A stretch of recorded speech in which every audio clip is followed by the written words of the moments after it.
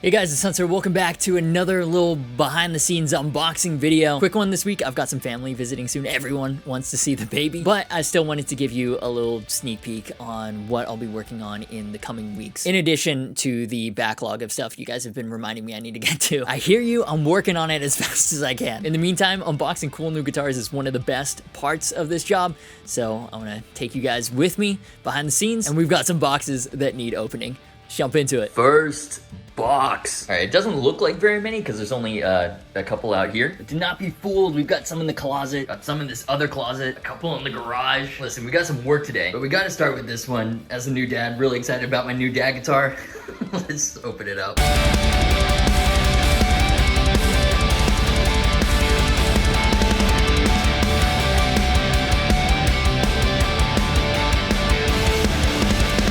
Holy fuck, okay. Alright, I guess it's time to see what all the hype is about. Fuck, that looks cool. Okay, so this is the new Adam Jones Gibson USA Les Paul Standard. Obviously in a silver burst finish. Part of his Adam Jones 1979 collection. It's kind of crazy. He's trademarked a year almost. If you follow Gibson, or even if you don't, you've probably heard all the buzz about Adam Jones signature models. He had the run of Murphy Lab signatures. There were those that got stolen off the Sweetwater truck, so there's quite a bit of lore around them already. This is the first time, though, that there's been a Gibson USA signature, so they were like, okay, so what would that Silverburst custom look like in Les Paul standard form? And as soon as I saw that reveal, I was like, okay, I have to fucking get one. And you know, up until very recently, I was like, I'll never get a new Gibson. They're just not worth the cost. Not when you have brands like Navigator, Edwards, Maybach. And then they go ahead and reveal this, a fucking Les Paul standard with an ebony fingerboard. And then it's like, damn it, Gibson, you son of a bitch. I'm in. I have a soft spot for 70s Les Pauls anyways. And then in Silverburst,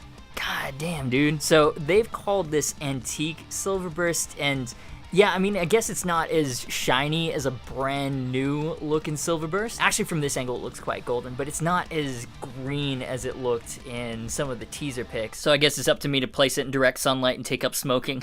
Ebony board looks quite nice. Nice mother of pearl inlays too. Classic Gibson fret nib binding. Love that. I really like how the switch tip is chrome as well. That's cool. Interestingly, I don't know how well you can see it, but there's actually some of the maple figuring that's come through on the Silverburst top. It's most noticeable there, but let me see if I can get it.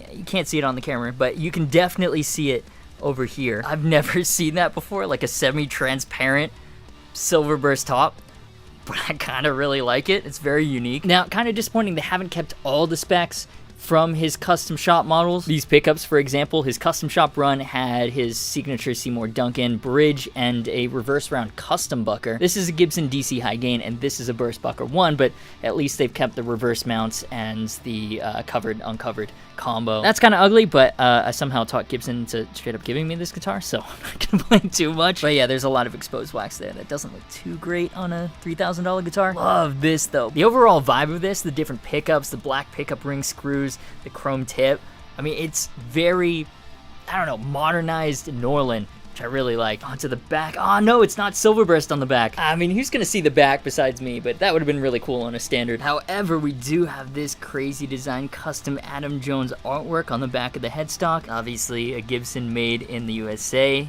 Grover Rotomatic tuners. Comes in this Gibson modern hard case, not the Adam Jones 1979 Silverburst hard case. I like it. Again, I mean, just like the back of the guitar, that Silverburst would have been really nice. Ships with extra foam in the case too, just to make sure the guitar doesn't go wandering anywhere in transit. Let's take a look. Any case candy. Nothing too crazy. Leather Gibson strap, Gibson multi-tool, the case keys, microfiber cloth, warranty information, user manual, how do I guitar, and this is really cool. This is my favorite. It's a picture of this actual guitar on the workbench for final inspection before it ships out. So nothing really Adam Jones specific besides the guitar. It's nothing like the Slash model that came with, you know, the autographed poster, the full vinyl record. A COA or something would have been cool. Again, not really complaining too much because it's a Silverburst standard with an ebony board. That's fucking awesome. Like, honestly, I don't care whose name is attached to this. This is just cool. Now, 70s Les Pauls are just my favorite. So something that I was really curious about is, does this actually feel like a 70s guitar? Or at least one that I've played. And the answer is Well, kind of yes and kind of no. Obviously, 70s model, it's got the volute, nice, love that. But a big reason I love my 70s customs over here is because the necks are really thin. They're basically almost identical to ESP thin U neck shapes. It's crazy. Now compare this to, this is a Maybach Leicester with a rounded 50s profile. See how much thinner the Norlin is. This, they're calling the 70s rounded profile, and it's much closer to the 50s rounded profile on the Maybach and on the Slash than it is to the profile on my Norlin Customs. It's not as thick as those beefy 50s profiles, but it's still got a little bit of heft to it, so we'll see how it is when I actually plug it in to play it. Again, black screws for the rear covers. However, true to its Norlin Custom roots, this is one of the heaviest Les Pauls I have ever come across. Like, this is just about as heavy as my 72 Les Paul Custom, and that has a friggin' brass block under the bridge. This thing is eating its Wheaties, and its brother's Wheaties, and everyone else's Wheaties. I still haven't had the chance to pick up a proper scale for the studio yet, but let me tell you guys, it is well over 10 pounds. And I love that. I love heavy guitars for absolutely no reason. It's just so satisfying to chug on. I have no scientific evidence to back this up whatsoever, but when the guitar is heavier, the chugs feel heavier. And this is gonna give a really satisfying chug. So yeah, I have no idea how I've managed to talk my way into this one, but here we are.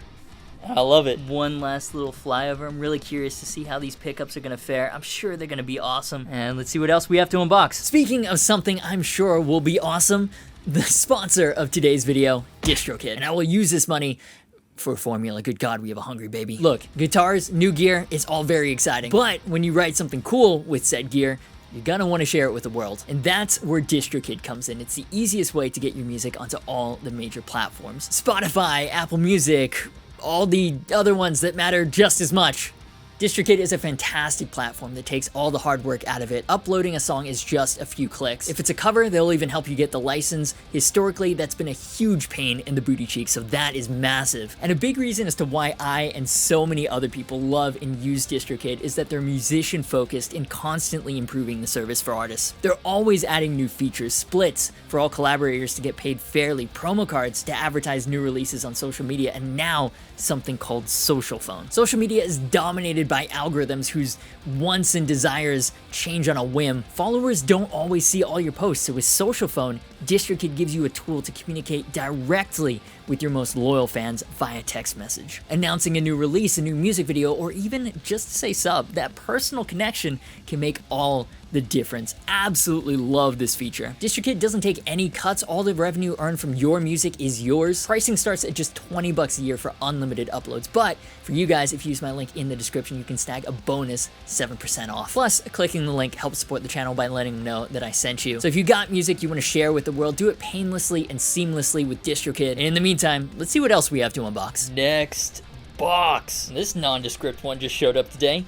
Wasn't supposed to be here until July, I think. It's a really exciting and much needed studio upgrade. Let's open it up.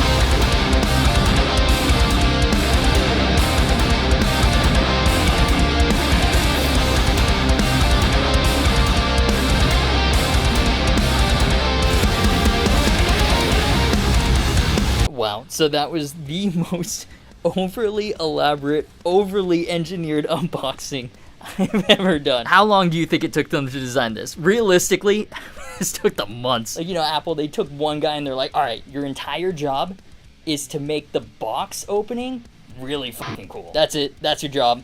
But it's worth it because my new work computer has arrived safe and sound. This is the new Mac Studio with the M1 Max chip. I decided not to go for the $4,000 M1 Ultra. I don't do advanced 3D work or anything like that. And I talked to Fluff, and he said that his M1 Max MacBook kicks the shit out of his $17,000 Mac Pro. So I was like, you know what?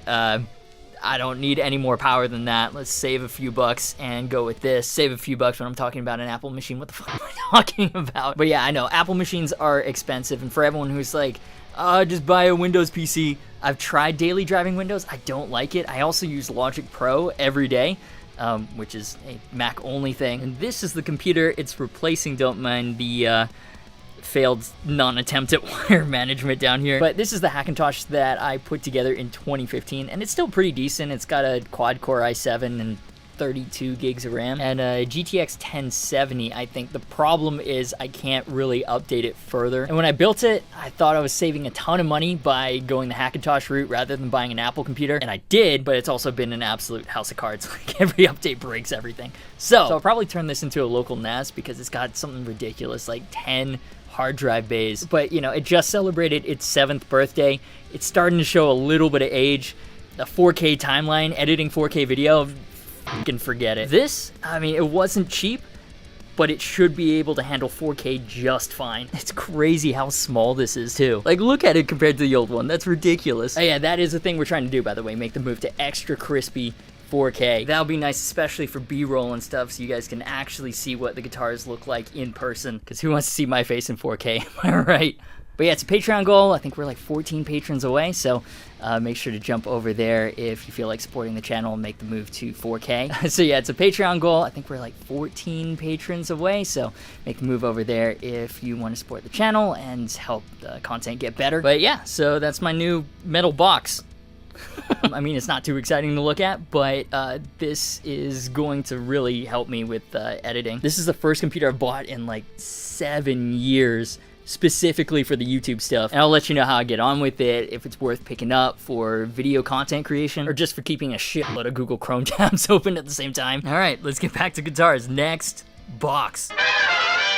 Alright, actually, quick update, don't mind the mess on the desk, but I've been using this for about a week now, and holy shit, I fucking love it. I'm actually editing this very unboxing video right now with it, and dude, it's instant. It's straight up instant. Time lapses, whatever, it's just instant. And the time-lapse thing is a big deal, actually, because that's a big part of the mod videos. It's actually a big reason why I haven't been doing many mod videos, is because it takes so friggin' long to edit. The other computer just couldn't handle it, and I had to edit in proxies, and it doesn't matter. Point is, this thing's a beast, highly recommend, and there will be more mod videos on the way now that it's not a pain in the ass to edit. Just thought I'd throw that little update in. Back to the video. Next box. Got a big old one here. It's taking up a lot of floor space.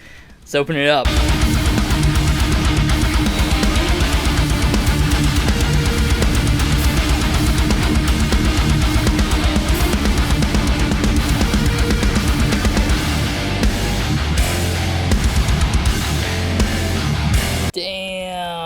Alright, this is a Rev 212 cabinet, and since I moved to this new studio, I've wanted a second 2x12, you know, one in this new space. Since it's not an apartment, I can actually make noise now. But also, I mean, I've got the Mesa 2x12 on this side, and I wanted something to match on the other side. Right now, it's acoustic guitar cases. It's not quite the same as a 2x12. So I hit up my friends at Rev, and I was like, hey, I've got the Generator 120 Mark III, and I fucking love it. Can we do a matching cab? And they were like, well, yeah, obviously. So then I asked them, what about if we do like a Fender Silverface thing with white Tolex? And they said, sure, why not? And so this was born. Now, classic Rev comes with all this swag, stickers, picks, this cable, which we'll talk about in a second, and a box of casters so you can put this on wheels. This box contains happiness. Love that. So here's what I'm thinking. I'm gonna move the Mesa over to be under the dual rectifier, and I'll put the Rev cab where the Mesa is under the Rev generator. So that would be like Rev, Rev, Mesa, Mesa. Then I'll hook it up to my KHE, which is running to my 2 Notes Torpedo Reload. That way I can hook it up to a attenuator, and I won't get in trouble with the HOA. Yeah, that's what I'm gonna do. Give me a second real quick. All right, check this out.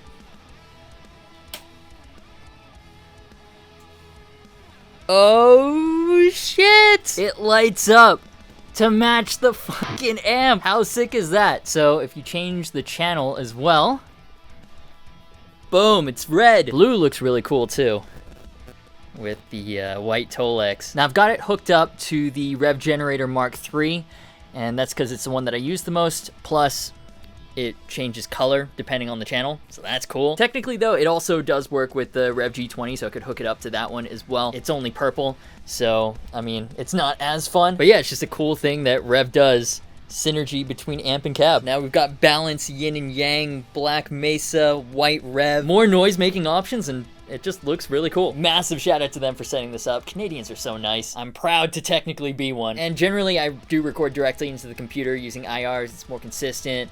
It also doesn't wake the baby up. But with something this cool, I'm gonna have to start using real cabs some more. Man, the combination of the silver face, white Tolex, purple LEDs, Very, very, very cool. Now, actually, I've just realized I've completely forgot to mention any specs. So it's made of Baltic birch. It's about the same size as the Mesa. The dimensions are only different by less than an inch. And while the Mesa comes with 2 vintage 30s, this has 1 vintage 30 and 1 Celestian creamback. The idea is the V30 is known for its mid-range spike, whereas the creamback is more scooped. So together, they should complement each other very, very well. I'm gonna have to do some audio tests when it's not, 1 o'clock in the morning to figure out which one is which, but in theory, this is a more well-rounded cab versus the characteristically very mid-rangey Mesa rectifier stuff. But yeah, I'm gonna have to do a shootout at some point. Maybe it won't be a full video, maybe like a short or Instagram reel or something. Either way, I'm really happy with it. Last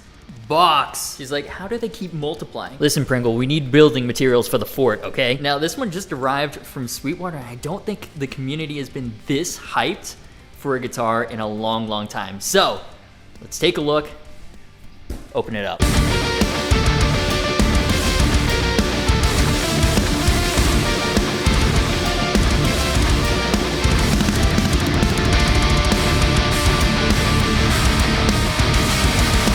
Dudes. So shout out to Sweetwater for sending over this candy, and also this bonus Matt HEAFY Origins Les Paul Custom. Let's fucking go. So Sweetwater obviously has the 55-point inspection. It's something they do for most of the guitars when they ship out, so they arrive ready to play. And the action seems a little high, but that's something that can easily happen in transit. But basically, there's been so much hype around this guitar. It just launched last week.